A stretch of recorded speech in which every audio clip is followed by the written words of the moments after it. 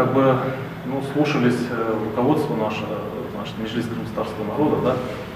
Всегда, когда нам говорили, значит, мы или не идем на выборы, или поддерживаем, если два кандидата, поддерживаем одного кандидата, не второго, там даже последние, когда были Янукович и Тимошенко, да, там крымтатары за Тимошенко.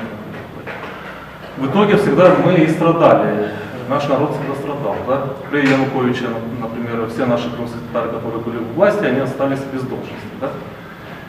И, конечно, мы должны участвовать и в выборах, и в этом году в выборах президента, и на следующий год местные органы власти, которые состоятся выборы, да, потому что если мы хотим обращаться, то куда мы идем? Конечно, идем к заместителю председателя или там, где наш народ или представители нашего народа будут находиться в органах власти. Да?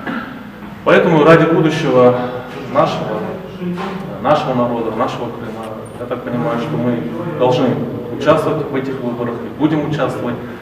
Поддержать кандидатуру вас никто здесь не обязывает. Там 8 кандидатов, здесь Тумера, да, у них позиция, да, Владимир Путин.